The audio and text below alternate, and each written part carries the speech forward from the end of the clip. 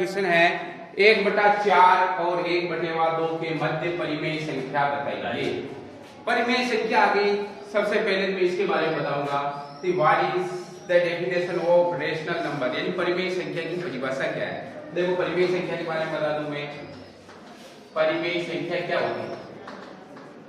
परिमेय संख्या ऐसी क्या होती है? ऐसी संख्या जिसको p/q के रूप में लिख सकते हैं। p/q जहां q is not equal to 0 के रूप में लिखा जा सके, रूप में लिखा जा सके, ये होती है परिमेय संख्या। जैसे बटेवा में किसको लिख सकते हैं? 0 को भी लिख सकते हैं। देखो 0 को क्या लिख सकते हैं? 0/a लिख सकते हैं, 0/a। ठीक है। कोई जैसे 2.5 है, दशमलव की संख्या, इसमें दशमलव हटा दिया तो 25/10 लिख सकते हैं। इसको बटेवा में लिख दिया। 1 है तो ये सारी क्या कहलाएगी? परिमेय संख्या। 1 को भी क्या लिख सकते हैं? 1/1। 1 को क्या लिख सकते हैं? 1/1। कोई बटेवे की संख्या 22/7, तो ये भी क्या होगी? परिमेय संख्या। या जैसे मैं ये लिखूं 1.33333, इसको भी 1/1 के रूप में लिख सकते हैं, तो ये भी क्या होगी? परिमेय संख्या। ध्यान रखना। या फिर ऐसे लिखूं मैं 1.24 या 2-3 ऊपर बार लगा रखा है, यानी इसको मतलब ये संख्या रिपीट होती जा रही है। ठीक है, तो ये संख्या ये भी क्या कहलाएगी? परिमेय संख्या कहलाएगी। और जैसे √4 का वर्गमूल 2 निकल जाता है, इसलिए √4 क्या होगी? परिमेय संख्या। परिमेय संख्या में समझ गए? संख्याओं का √रूट निकलता है वो भी हाँ परिमेय। अब इसी के विपरीत अपरिमेय भी बता दूं मैं। अपरिमेय संख्या क्या है? अपरिमेय संख्या, अपरिमेय संख्या जिसको p/q के रूप में नहीं लिखा जा सके, के रूप में नहीं लिखा जा सके, रूप में नहीं लिखा जा सके, उसको हम क्या कहते हैं? अपरिमेय संख्या। अब अपरिमेय संख्या क्या क्या होती है जिसको बटेवा में नहीं लिख सकते हैं? जैसे √2 को बटेवा में नहीं लिख सकते, क्योंकि अगर 2 का वर्गमूल निकालेंगे तो 1.4124 इस प्रकार होते ही जाएंगे, कहीं कोई लिमिट नहीं होगी और न उनकी आवर्ती होगी, यानी बराबर आवर्ती भी नहीं होगी, तो ये क्या कहलाएगी? अपरिमेय संख्या। इसी प्रकार √3 अपरिमेय संख्या है, लेकिन √4 का वर्गमूल निकल जाता है, 2 होता है, तो √4 क्या होगी? परिमेय संख्या होगी। √5 अपरिमेय, √6 अपरिमेय, √7 अपरिमेय, √8 अपरिमेय, लेकिन √9 क्या होगी? परिमेय हो जाएगी, क्योंकि 9 का वर्गमूल क्या होगा? 3 हो जाता है 9 का वर्गमूल, तो 9 क्या हो जाएगी? परिमेय संख्या में आ जाएगी। और देखो पाई की क्या होगी? अपरिमेय संख्या। पाई क्या होगी? तो पाई होती क्या है? तो पाई की परिभाषा क्या है? देखो पाई का मतलब होता है वृत्त की परिधि बटेवा वृत्त का व्यास। पाई का मतलब होता है वृत्त की परिधि बटेवा वृत्त का व्यास। अगर वृत्त की पूरी परिधि, यानी ये परिधि कहलाती है वृत्त की, ठीक है, ये तो कहलाती है वृत्त की, यहां से लेके ये वृत्त की परिधि, और ये कहलाता है वृत्त का व्यास। परिधि में व्यास का भाग देते हैं तो क्या आता है? पाई। जो कभी एक पूर्ण संख्या नहीं आती है, अगर उसमें भाग देते हैं तो दशमलव से आगे संख्या आती जाती है, इसलिए ये पाई क्या होगा? अपरिमेय संख्या। पाई क्या कौन सी संख्या होगी? याद रख लेना, ये दोनों प्रश्न तुम्हारे दोनों में से एक प्रश्न जरूर आएगा, या तो परिमेय का आएगा या अपरिमेय का। और पाई के बाद में एक संख्या और लिख दूं मैं, जैसे ऐसी कोई संख्या है जैसे 0.01 001 0001 00001, इस प्रकार की कोई संख्या, तो ये भी अपरिमेय संख्या है। ये क्या कहलाएगी? या फिर ऐसी कोई संख्या आ गई 1.01 011 0111 ऐसी कोई संख्या, ये भी क्या कहलाएगी? अपरिमेय संख्या। तो ये ध्यान रखना, ये कहलाएगी अपरिमेय संख्या कहलाएगी। अब अपना प्रश्न क्या है? 1/4 और 1/2 के मध्य की परिमेय संख्या लिखनी। तो इसके बीच की परिमेय संख्या लिखनी है तो क्या करोगे? एक तो इन दोनों को जोड़ के 2 का भाग दे दो। क्या होगा? इन दोनों को जोड़ के 2 का भाग दे दो। या फिर तुम ऐसे भी कर सकते हो, एक दोनों का हर समान करोगे, हर समान, जैसे 1/4 और 1/2 के बीच की संख्या हर समान कैसे करेंगे? यहाँ 4 आ रहा तो यही 4 आ जाती है, तो यहाँ 4 कब आएगा? इसको 2/2 से गुणा कर देंगे। ये हो गया हमारा 1/4, ये हो गया 2/4, ठीक है। अब कितनी संख्या लिखनी बीच में? एक संख्या लिखनी है, बीच में एक संख्या लिखनी है, तो एक और एक कितने हो गए? दो। तो चलिए इसको भी 2/2 से गुना कर लो और इसको भी 2/2 से गुना करो। वापस समझ लो, ध्यान रखना है बीच में परिमेय संख्या निकालनी है तो सबसे पहले शर्त क्या होनी चाहिए? हर समान होनी चाहिए। अगर हर समान नहीं है तो सबसे पहले हर समान कर ले। हर समान कैसे करोगे? 1/4 है, इधर भी 1/4 करने के लिए 2/2 से गुना कर ले। ये 1/4 हो गया, ये हो गया तुम्हारे 2/4 हो गया। अब हर समान हो गया, ये 4 आ गया, ये 4 आ गया। अब संख्या कौन सी लिखनी? एक लिखनी है तो 2/2 से गुणा करना। अगर दो परिमेय संख्या लिखनी है तो 3/3 से गुणा करना। और 5 परिमेय संख्या लिखनी है 6/6। ये 2 नंबर का प्रश्न आएगा, तुम्हारे ध्यान रखना। ये तो 1 नंबर का है क्योंकि एक परिमेय संख्या लिखनी है, लेकिन तुम्हारे एग्जाम में अगर 5 परिमेय संख्या लिखने वाला आए तो सबसे पहले देखना हर समान है कि नहीं है। नहीं है तो हर को समान। फिर 5 परिमेय संख्या लिखनी है तो 6/6 से गुणा करना और लगातार लिखते रहना। देखो इसको गुणा करते हैं, 2 एकम 2 और 4 दूनी 8 और कितना 2 दूनी 4 और 4 दूनी 8। 2/8 आ रहे हैं। बीच वाली संख्या क्या होगी? 3/8 आ गई। बीच वाली परिमेय संख्या क्या आ गई? 3/8 आ गई। एक विधि तो ये हो गई और एक विधि और बता दूं मैं, इन दोनों को जोड़ के 2 का भाग देना। एक विधि तो ये है और एक विधि क्या है? बीच की संख्या निकालने के लिए इन दोनों को जोड़ के 1/4 प्लस 1/2 दोनों को जोड़ के 2 का भाग देना। ये बीच की संख्या निकलती है। कैसे?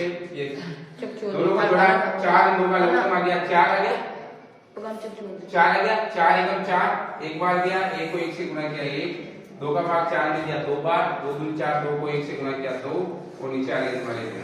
तो 2 और 1 कितने हो गए? 3/4/2। इसको लिखेंगे 3/4 गुणित ये 1/2 ऊपर आ जाएंगे, यानी 3/8 हो जाएंगे। क्या आ जाएगी? 3/8 इसके बीच की परिमेय संख्या आ जाएगी। समझ में आ गया? क्लियर? चलो बिल्कुल। इसको 5 निकाल लिया तो 6/6 से गुना कर देना। ठीक, चलो करो उतारो फटाफट इसको। सर ये नीलो वाला अच्छा नीलो वो ना यो हाँ यो x - 4 बराबर 5 है तो x का हल होगा। देखो इस प्रश्नावली के तुम्हारे 2 क्वेश्चन आएंगे वैसे देवर, ठीक है? तो इस x - 4 बराबर 5 दे देगा तो इसको कैसे हल करेंगे? x - 4 बराबर 5। देखो अपने हाथ, ये हाथ जिसको इस हाथ को क्या कहते हैं? बायां हाथ, जिसको कहते हैं दायां हाथ। इस हाथ को कहते हैं बायां पक्ष, ये तो कहलाता है बायां पक्ष और ये क्या कहता है? दायां पक्ष। ये इसको कहते हैं राइट हैंड साइड यानी LHS, sorry left hand side. बायां पक्ष को LHS लेफ्ट हैंड साइड और इसको कहते हैं RHS राइट हैंड साइड। अगर किसी को भी बाएं पक्ष से दाएं पक्ष में पक्षांतर करते हैं तो धन की संख्या ऋण में हो जाती है और ऋण की संख्या धन में हो जाती है। अब इसमें देखो ये x को क्या कहलाता है? चर। x को क्या कहलाता है? चर। और ये जो गणित के जो भी अंक है ये कहलाते हैं अचर। क्या कहलाते हैं? अचर। यानी अचर का मान तो स्थिर रहता है। 5 है तो 5 का 5 ही रहेगा, 4 है तो, लेकिन ये x का मान चेंज हो जाता है। x का मान तो कुछ भी ग्रहण कर सकता है। अंग्रेजी के जो अक्षर कहलाए हैं वो चर कहलाएंगे, x y z वो चर कहलाएंगे और बाकी जो गणित के जो अंक कहलाएंगे अचर कहलाएंगे या कांस्टेंट कहलाएंगे। ठीक, ये बायां पक्ष ये दायां पक्ष। अब इसको लिख रहा हूं मैं, देखो x - 4 बराबर 5। ठीक, चर को हमेशा चर को लेफ्ट हैंड की तरफ ही रखना है, बाकी सबको राइट हैंड की तरफ ले जाएंगे। यानी x चर कौन सा अपना x को तो x ने अटली रखो, ठीक, बराबर ये 5 ऐसे ही। ये ऋण 4 इधर थे, बराबर से उधर चले गए तो धन के 4 ऋण 4 इधर थे, बराबर से उधर चले गए तो धन के 4 हो गए। तो x का मान क्या हो गया? 5 + 4 ये उत्तर आ जाएगा। इसी प्रकार के ऐसा क्वेश्चन में और दिखा दूं मैं, जैसे 3x + 5 बराबर 26 देगी। ये कोई समीकरण देगा। अगर ऐसा क्वेश्चन आ जाए तो कैसे करेंगे? तो इसमें क्या होगा? चर तो है x एंड बाकी अचर है। सबसे पहले +5 को उधर ले जाएंगे, सबसे पहले +5 को बराबर से उधर ले जाएंगे।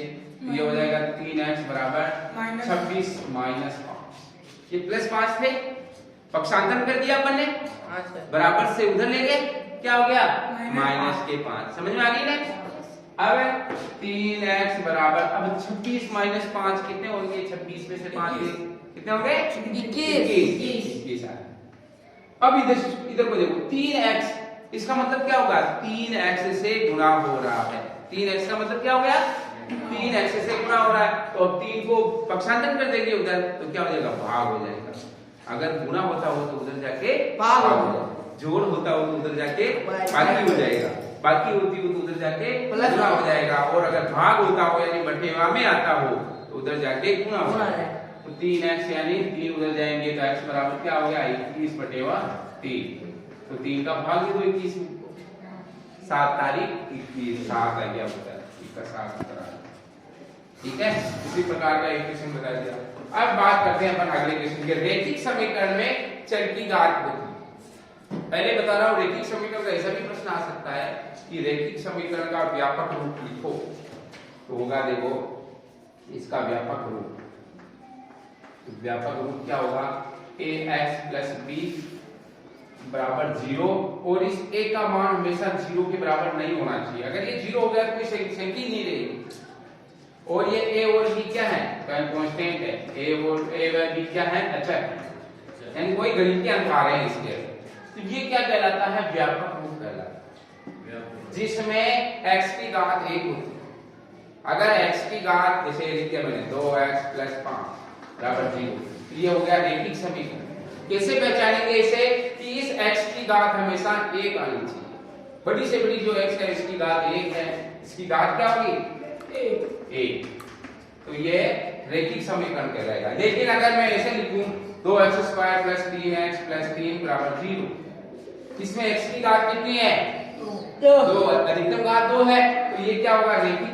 रैखिक समीकरण नहीं होगा, क्या होगा? ये द्विघात समीकरण होगा। क्या होगा? ये द्विघात समीकरण होगा, यानी 2 घात वाला समीकरण। समझ में आ गई? एक घात जिसकी सबसे बड़ी घात 1 है, चर की घात 1 है, तो वो रैखिक समीकरण कहलाता है। इसकी रैखिक समीकरण की घात हमेशा 1 आएगी। हो गया क्लियर? बिल्कुल रैखिक समीकरण।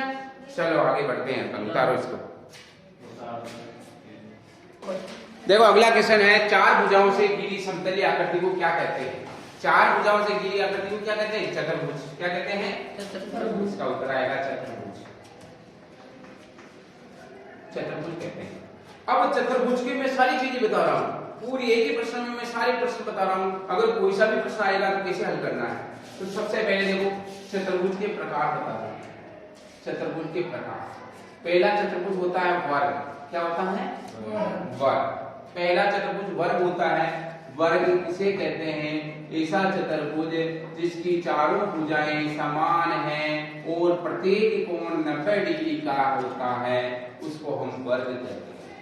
वर्ग किसे कहते हैं? ऐसा चतुर्भुज जिसकी चारों भुजाएं समान होती है और प्रत्येक कोण 90 डिग्री का होता है, उसको वर्ग कहते हैं। और वर्ग के ये विकर्ण, ये यानी सामने वाले शीर्षों को मिलाने वाली रेखा को क्या कहते हैं? विकर्ण। ये सामने वाले, उदाहरण बंद कर दो, पहले समझ लो। ये सामने वाले, ये दोनों को मिला दिया विकर्ण, ये हो गया विकर्ण। विकर्ण भी समान होगा, इसमें क्या होगी? भुजा समान, भुजा समान, और प्रत्येक कोण क्या होगा? समकोण। प्रत्येक कोण होगा समकोण यानी 90 डिग्री। ठीक, और विकर्ण क्या होंगे? समान। विकर्ण होंगे इसके समान। ठीक, और इसका और भी बता दूं, इसका परिमाप होता है 4 गुणित भुजा। ठीक है, और इसका क्षेत्रफल होता है भुजा। शाबाश, भुजा गुणित भुजा। सारी चीज बता दी वर्ग की। ठीक है, अब बात करते हैं अपन आयत। दूसरी बात करते हैं आयत। आयत किसे कहते हैं? ऐसा चतुर्भुज या 4 भुजाओं से घिरी ऐसी आकृति जिसके आमने सामने की भुजाएं समान हो, वो क्या कहलाता है? आयत। और प्रत्येक कोण 90 डिग्री का। आमने सामने की भुजाएं समान हो, ये बना रहा हूं, ये आयत। ए बी सी डी, और प्रत्येक कोण 90 डिग्री का। क्या होगा?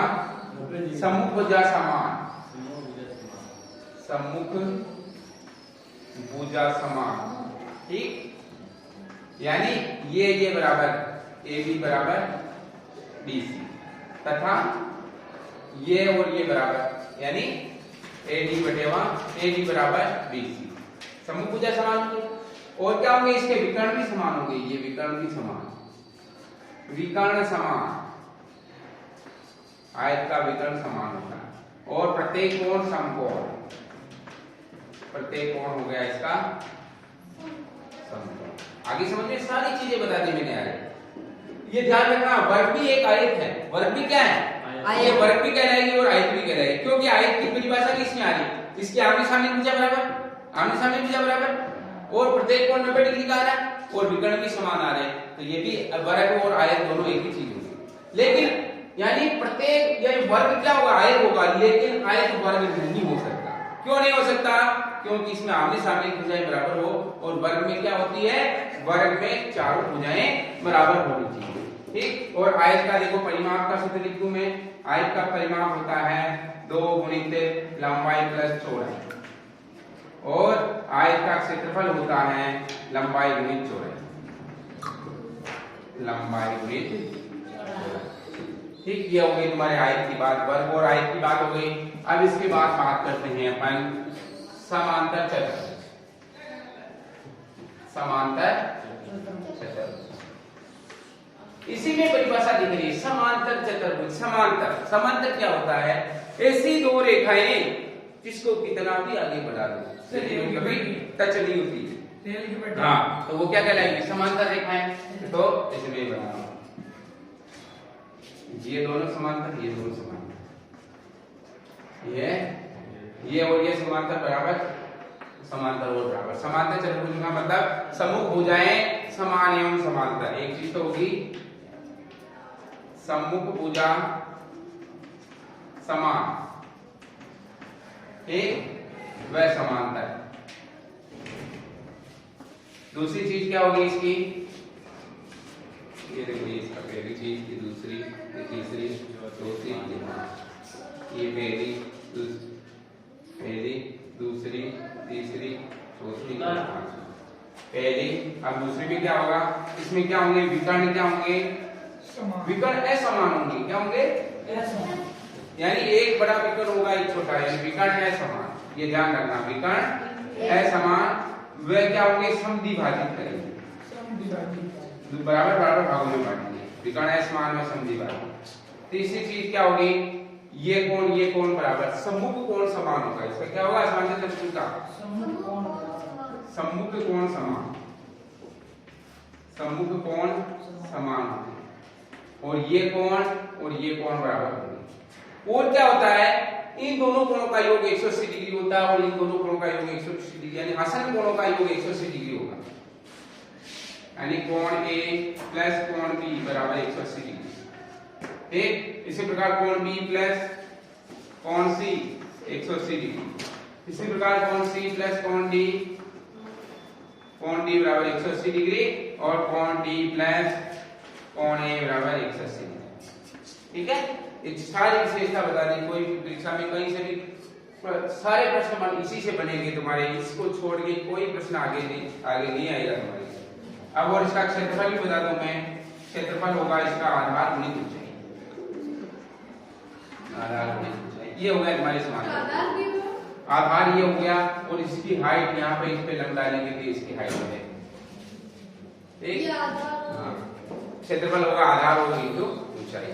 समांतर चतुर्भुज समझ गए, वेरी मोस्ट इंपोर्टेंट। वापस बता दूं मैं, सम्मुख भुजाएं समान होगी, सम्मुख कोण समान होंगे। अगर एक कोण दे रखा है यहाँ तो तुम चारों कोण निकाल सकते हो, जैसे ये कोण दोनों बराबर मैंने दे दिया, जैसे ये 50 डिग्री का तो ये 50 का होगा, ये 50 का होगा। ठीक, अब इन दोनों का योग 180, तो ये 50 का तो ये 130 का हो गया, तो ये 130 का, ये 130 का हो गया। अगर समांतर चतुर्भुज में एक कोण दे रखा तो अपन चारों कोण अपन क्या कर सकते हैं। ये हो गया तुम्हारे समांतर चतुर्भुज। इसके बाद आता है समचतुर्भुज। समचतुर्भुज यानी समान, सम का मतलब हो गया समान, यानी जिसकी चारों भुजाएं समान हो उसको समचतुर्भुज कहते हैं। चारों भुजाएं जिसकी भी समान है वर्ग की, तो वर्ग को भी समचतुर्भुज कहते हैं। परंतु समचतुर्भुज की परिभाषा क्या है, इसके विकर्ण एक दूसरे को लंब समद्विभाजित करते हैं।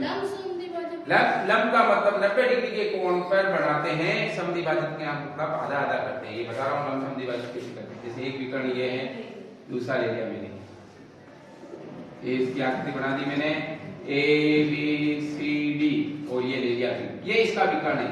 लंब का मतलब हो गया 90 डिग्री पे काटना है, ठीक है। सारे कोण विकर्ण क्या होंगे 90 डिग्री पे काटना, यानी पहली चीज तो भुजा समान, सभी भुजा समान, चारों भुजा समान, भुजा समान। दूसरी चीज विकर्ण लंब समद्विभाजित, विकर्ण लंब समद्विभाजित काटते हैं, ये मेन विशेषता है, लंब समद्विभाजित काटते हैं, ये ध्यान रखना। और इसका क्षेत्रफल का सूत्र होता है, क्षेत्रफल होगा 1/2 गुणित विकर्णों का गुणनफल, विकर्णों का गुणनफल 1/2 गुणित विकर्णों का गुणनफल। एक बार निकालूं तो और अगला बताऊं मैं क्या, एक बार फिर क्षेत्रफल। क्षेत्रफल तुम्हारे कोर्स में नहीं है इस बार, वो कट गया है तुम्हारे इससे कोरोना के साथ 30% से कट गया। हाँ जो समलंब चतुर्भुज लास्ट है, समलंब चतुर्भुज, समलंब चतुर्भुज। समलंब चतुर्भुज किसको कहते हैं, जिसका एक युग्म समांतर हो, ऐसा चतुर्भुज जिसका एक युग्म समांतर हो तो क्या कहेंगे, समलंब चतुर्भुज। जैसे एक चतुर्भुज बना दूंगा,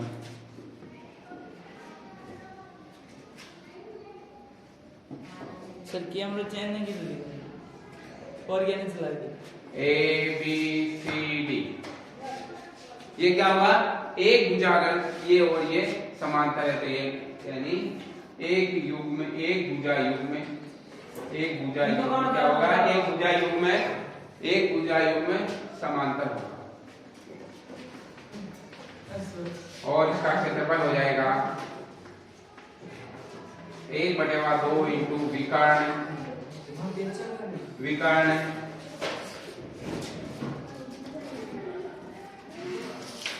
1/2 इंटू समांतर भुजाओं का योग, समांतर भुजाओं का योग इंटू बीच की दूरी, बीच की दूरी हो जाएगी। ठीक है, ये मेरे सारे चतुर्भुज के सारे सेक्शन करवा दिए, इसको अच्छी तरह याद कर लेना। इसके बाद चतुर्भुज से तुम्हारा कोई नहीं आएगा, सारे याद कर लेना।